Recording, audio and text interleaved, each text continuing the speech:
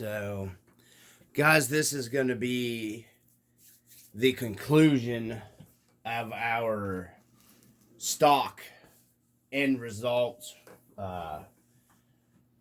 Stock for the Redcat Ascent. I've cleaned it back up. Took me a good little rip.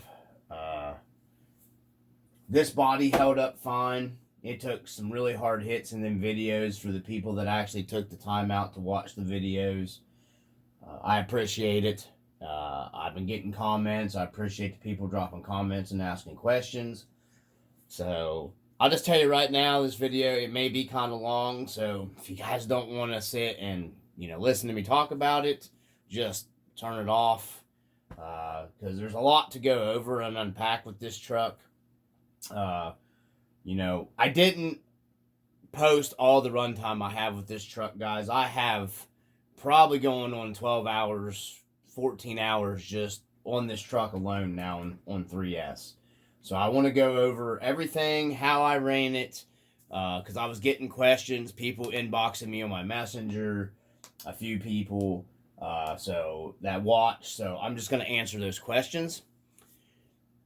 First off, before I start into that, I'm going to put a collage of my background, guys. This is isn't my first actual rock crawler here, okay?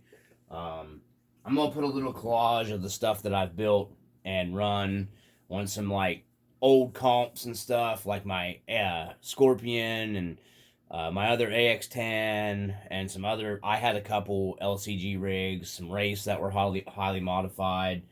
My brother was one of the first ones to build one of the Ranchos when they came out, which was like your Wraith Honcho with your Wraith axles and stuff under them. So we've built a lot of ton of custom stuff back in the old days. I just got away from that stuff. I have R1 rock buggy that I modified to have a Monster Patrol hard body on it that came off of an old Radio Shack back when guys were doing that because, wasn't a whole lot available. So I'm going to put a collage of all that stuff that I built. There's full wheel steer rigs, everything, guys. We went through back in the day and did all that shit. So, it's not like this is my first endeavor. I just want people to understand that. So, some of my terms are old school. Like I got the comment when I say it's too fast. I'm going to break that down in this video. So in between this and then that, going back and talking about this will be that little collage of just some different stuff that I've done over the years. So, okay.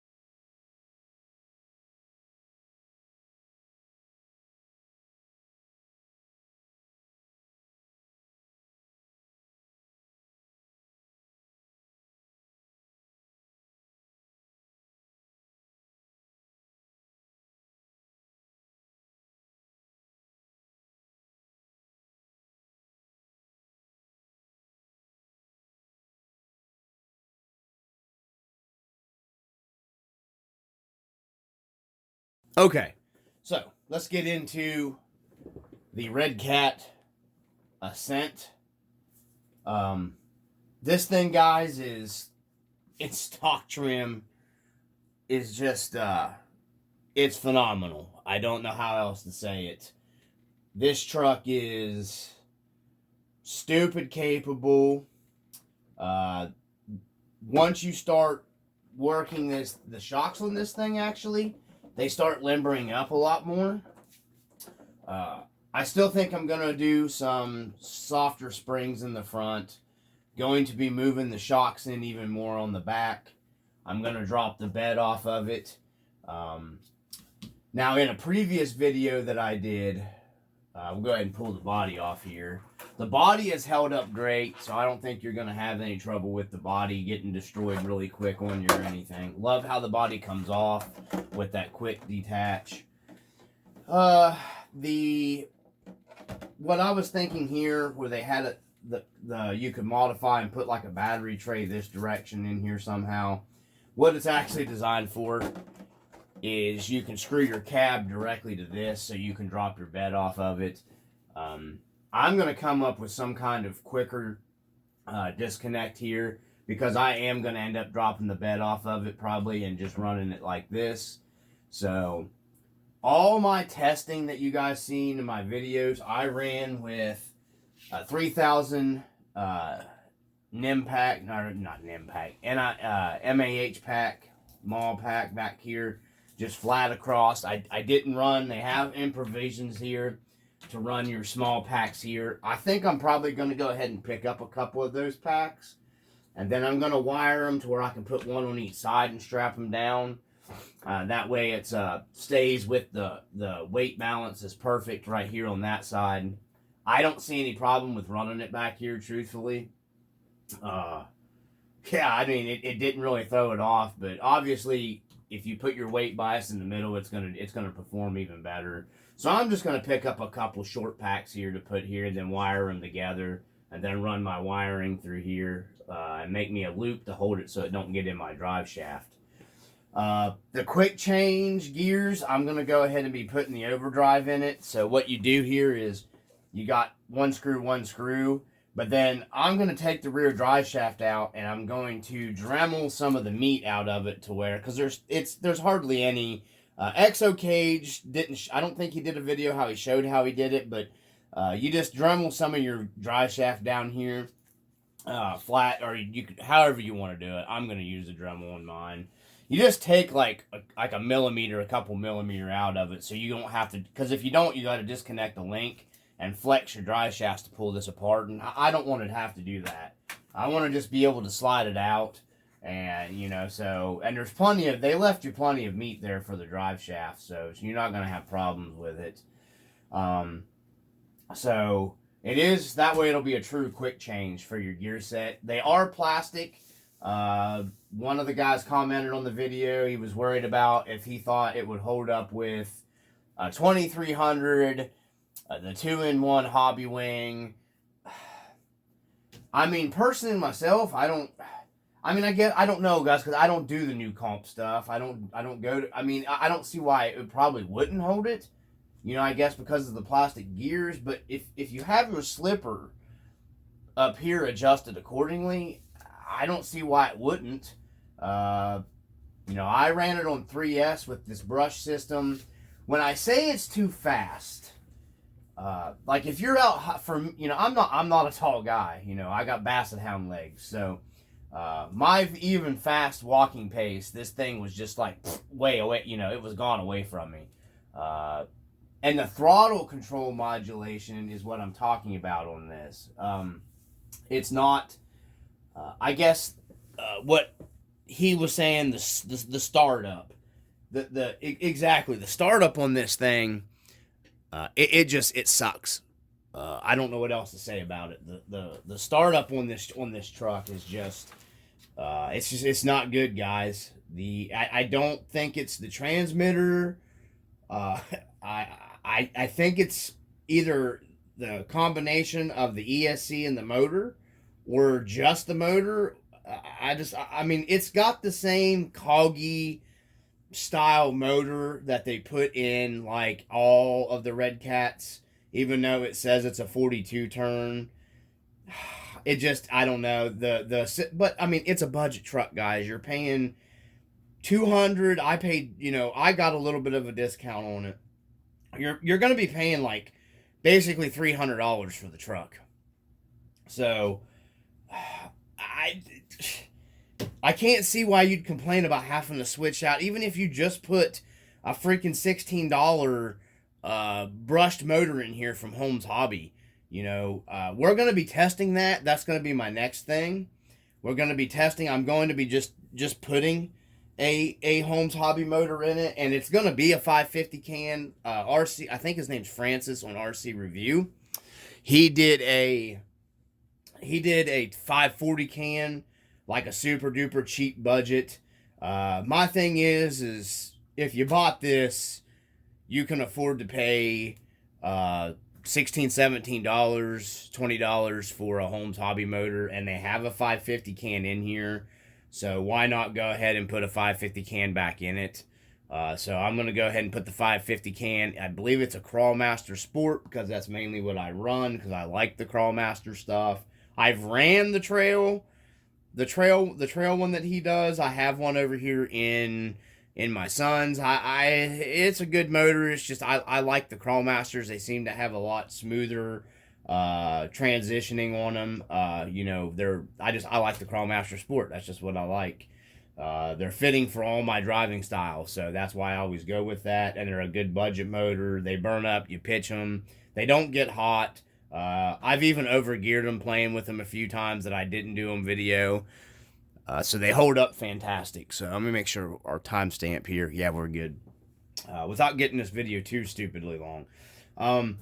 So I'm going to be putting the Holmes Hobby 550 can.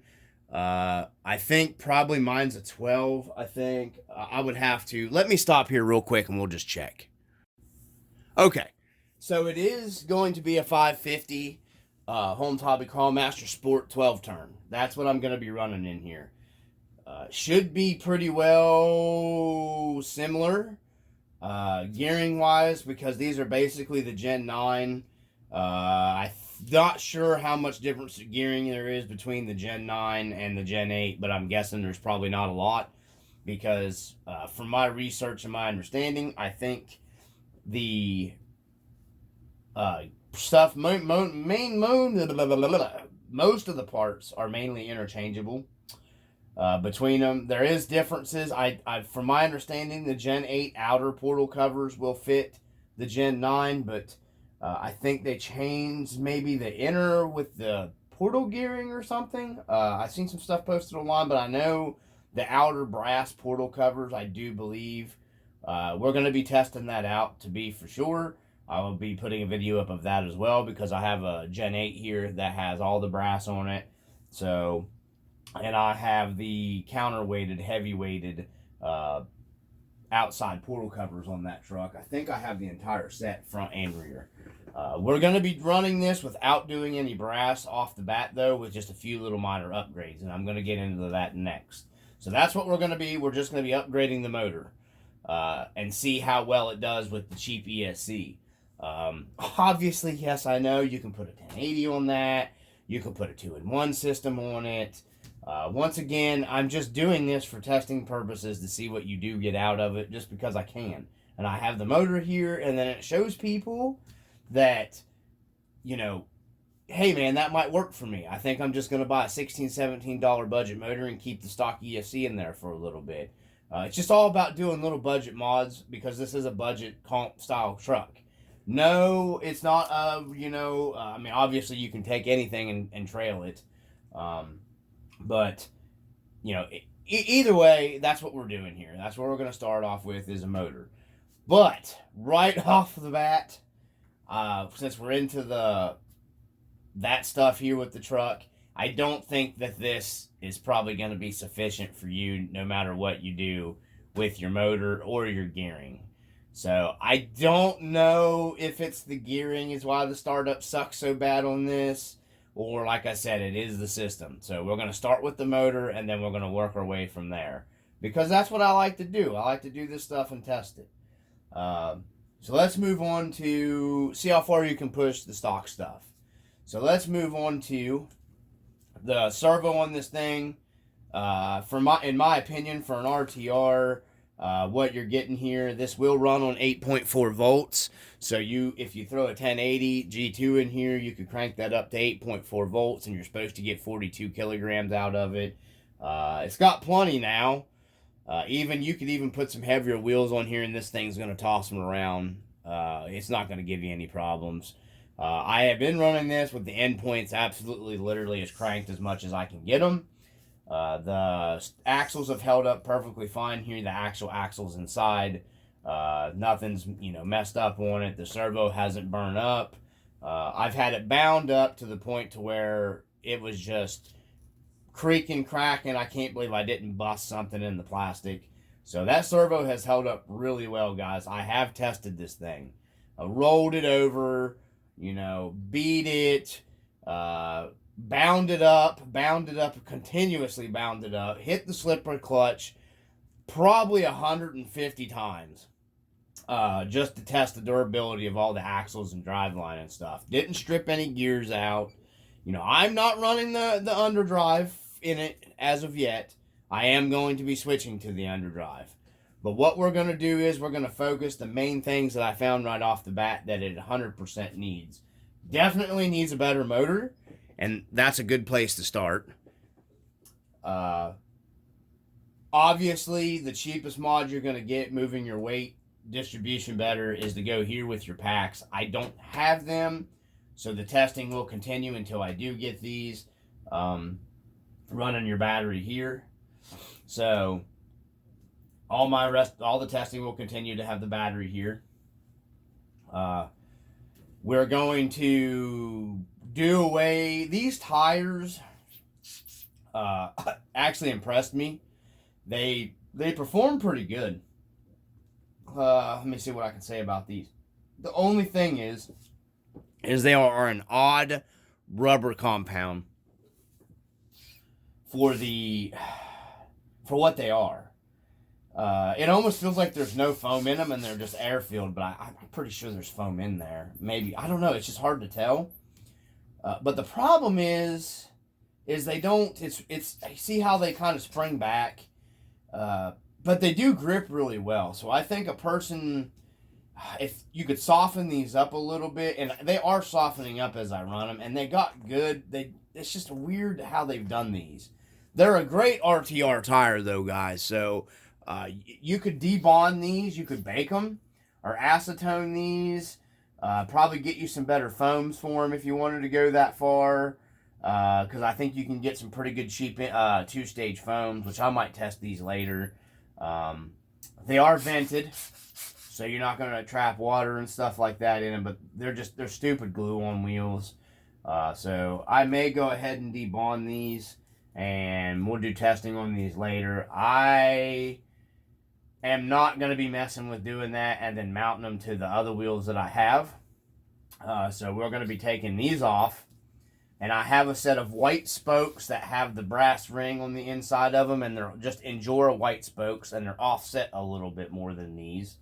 So I'm going to be putting those on there for testing purposes. Just for you know, budget upgrades. Those wheels you can get on Endura's website or anywhere I think that Endura sells their stuff.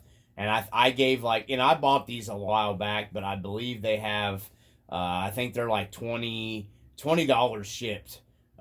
They come with like the heavy ring that goes around the inside. They're just a white spoke wheel. I had them on my Gen 8, my green Gen 8. I'm going to borrow them off of there. The number one thing that I highly recommend, let me stop the camera here.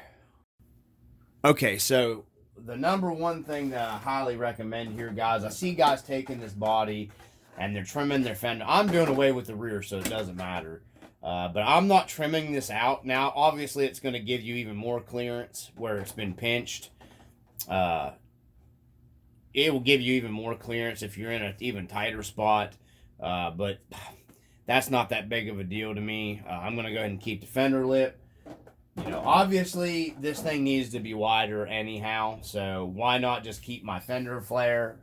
And then what I got here is a 2mm. It's like a plus 2mm. Hex, and I'll go ahead and grab one of them and I'll show you real quick. These are from Club 5. See if the camera picks it up here. I'm trying. These are from Club 5, and they're an 8mm. They're like, I think $10 to $12. I don't know. I had several sets of these. Then they're brass and they got a little bit of weight to them. Nothing spectacular that you're going to notice a benefit from. So I'm going to go in here and be switching over to these. Taking the stock ones off because these give you sufficient. Just these alone, buying those alone, running your stock wheels and tires, which for the life of me, I don't know why anybody would keep these plastic glue on wheels. Unless you're like really super budget oriented. You can slide these on and put your stock ones on there, and it's going to do my videos. If you actually watched them, you can hear the tire scrub hitting the body. You could put these on here, and that pretty much does away with all of your tire scrubbing on your body. You have to really get it in the tire to push over to hit that fender flare running these. So just that little bit of upgrade all the way around fixes that problem, and it widens your truck out. Now I'm going to be putting these on here, and I'm going to be running a dished wheel as well later, but we're just running what we got. I am upgrading to Proline, BFG, the crawlers, because I love those tires. They are on my Gen 8. I already have them mounted to the weighted white spoke wheel. So I'm going to be putting those over onto here, and we're going to be seeing how this thing performs with the Prolines just have the stock foams in them. They don't have like a 2-stage foam or anything like that. So these are just terrible, these glue-ons, guys. I don't know why Redcat did that. They gave us at least a cheap plastic bead lock with the Gen 8. They should have done the same with this truck since they were marketing it towards a comp truck. It is marketed to a comp truck. It is not marketed to, you know, a trail truck, but you obviously can do trail stuff with it. So, you know, don't let that change your mind about buying the truck because they market it for a comp truck. You can still trail it. Truthfully, if you're one of those guys that, you know, don't really give a shit and don't mind cutting up a hard body, you could get away with cutting up a hard body and put on here if you wanted. I mean, I wouldn't, but if you wanted, you could. So, you know, or you could get a really detailed Lexan body for it as well. You know, it's just because they say it's, you know, their budget comp truck don't mean you can't do other stuff with it. So, you can't be stuck in that way in the hobby. So, let's move on to the next thing here. Everything, like I said, has held up great. I haven't noticed anything. The suspension's starting to free up actually pretty nice. It's still nice and smooth. I haven't bent any of that stuff. Haven't bent any of the stub axles, front or rear. Haven't broke any of the axle housings. The only thing I see is with the front housing is a one piece now. And the Gen 8, you can pull your piece here, which would be like your C-hub, I believe is what you would call that. Your piece right here, you can remove that. So this is not removable, so I guess you're stuck buying a whole housing. If you want, you know, you'd probably have to buy like a trill, you know, aluminum, or there may be like cheap companies out there that make for the Gen 9, because this is the same as the Gen 9. So your Gen 8, some of your these brass parts aren't gonna, you can't take these off. They're not removable. I don't know why they did that. Because that way, if you break like a shock mount off here or whatever, you're stuck buying a whole axle housing. I don't feel as that was a great idea. The links are fine on this thing. You got high clearance in the front. Me turning them in from the box hasn't caused any problems with my drive shaft. When they're hit against something, they kind of smooth along the drive shaft a little bit, but it's no big deal. I think they should have done some kind of semi-bent high clearance link with the rear to give you a little extra, because I can see where my links are hitting. But they slide nice, so I don't think you're going to have, you know, that's not causing any hang-ups.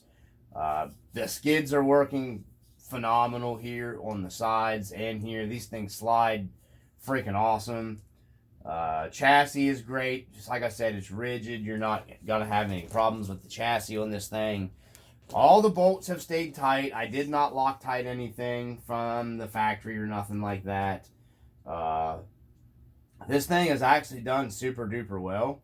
I've had no problems with it whatsoever. It's been a fun truck. Let me see here. We're probably getting pretty far into yeah. So final thoughts is modifications. Number one, this system isn't going to work if you think you're going to take this thing straight out of the box and take it for comp stuff. I mean, you could. You just don't have that throttle control, guys. You're going to have to at least upgrade, in my opinion, the motor in it. We're going to see. I can't hash that enough, honestly. A big hang up here is the battery connector, how they run it through here. When you plug it into your battery, that's another reason why I want to go to these packs. If you're running your body here, like, you know, it's kind of cut out, but it isn't cut out enough. So you could come in here and just Dremel this out or cut this out farther, which is what it needs, because it chops into your wiring on your batteries here. So it kind of rubs into your... I'd worry about that, Lexing being kind of sharp, eating into your battery cable a little bit if it was me. So, yeah, that's a problem. Because it just, no matter what, it's hard to get... And it makes your body kind of look like this a little bit because it's shoving up on it. You know what I mean? Like, it's not letting it sit level. It's shoving up on it. I'm doing away with the back part of the bed anyway, so I don't care. Once I get my batteries to switch out there, so... But I've got to wait until I get my battery packs. Let's see. And I'll probably have to buy 2 sets. So, let me stop the camera here, and we'll restart it. Hey, Crawler Kitty. So, what's up, Crawler Cat? So, anyways, that's where we're at, guys, with this thing. I don't see any reason. It's got one more, if you wanted even more bumper clearance here, and you didn't want to remove your bumper, it does got one more notch adjustment on your bumper. You could slide your front bumper in even more, the back's as far as it'll go. I can't, it's how this bumper's designed, it deflects anyways. I can't see you needing really why you'd want to change that. But you can slide that back even further to give you even more. Hey, you may need it if you're a comp guy. I don't know. Bump steer seems to be non-issue. It was an issue with the Gen 8. I don't know about the Gen 9. I don't have one. And, so... here we go. Crawler Cat made it. Crawler Cat is in the scale garage. Currently, I'm at Cats. So, this is Crawler Cat, everybody. I have not even been... He likes the red cat. See, it's the red cat, but he's an orange cat. So, Oh, lag. So Crawler Cat approves of the red cat. So, anyways, once he moves away, let me stop and get him down. Okay, Crawler Cat just wanted to spend some time with the red cat. So let's see here, guys. I think that's pretty much all. You know, I haven't, like I said, I have not Loctited or touched the screw on this thing. Game Master Chan's getting ready to fire up his game stuff here, so I'm going to finish this real quick with you guys. If you guys got any questions, comments, whatever, you can message me on Messenger. Try to message you guys back as soon as I can. We're going to try the motor upgrade first, and like I said, these little hexes, and I am switching out to some different wheels and tires, and then we're going to go out and test this thing. I am going to go ahead and keep the rear part of the body on it for the testing, because like I said, I've got to pick up these lipos for it before I switch to those packs anyways. So I think that's it, guys. I think if you guys, like I said, got any questions, comments, drop them down below. I'll try to get this video edited and get it posted up for you guys. So like I said, just the main benefits is, I think, motor and a really good ESC in this thing. Even like if you were doing budget oriented, I would probably just shoot right over to the SE system in the 1800 kV. That's probably what I would put in here, or the 1080 G2 with like a Holmes hobby motor in there if you're still budget wise. But I think you're going to be about the same price wise. If you wanted to really get into it, you could probably do the 1200 kV in the SE since you're comping. Running 3S on this thing and the right gearing, I think you still have plenty of punch to get up and over, anything like that. So, obviously, the smoother the system's better when you're talking about comp stuff. So, but I can't see, to answer some questions, I can't see, as long as your slipper clutch is adjusted correctly, why you couldn't run that 2300 system in it. If you're going to, do a slipper clutch eliminator or tighten that down all the way, and I don't know, you may strip a gear. But as long as your slipper clutch is working like it's supposed to, it should keep you from tearing any of your driveline stuff up out of it. So I hope that answers people's questions on that one. So I think that's it, guys, from the RC Dungeon on this. We're not running it no more in stock form. You've seen the videos. Hopefully you've went and watched the videos. Put some time in on doing them. I know there's a lot of other channels out there that do a lot better stuff than I do, but I try to do the best I can with what I have to work with. And I appreciate the people that always watch the channel and always drop comments. I do. It really is appreciated. So thank you guys for staying to the end of the video. That's great that you did, if you did, because it seems like most of the time I get a couple minutes and people just they hang up. So if you're gonna do that, just fast forward through all the stuff and pick out the stuff that you want. That way you're at least getting the information that I'm putting out there for you guys. I mean, I'm not like maybe the Scale Builders Guild guy, but I do have knowledge of this stuff because I've done it for a long time. Just trying to help people out in the hobby, guys. That's all I'm trying to do. So, from the RC Dungeon, peace. Oh, trust me, you do.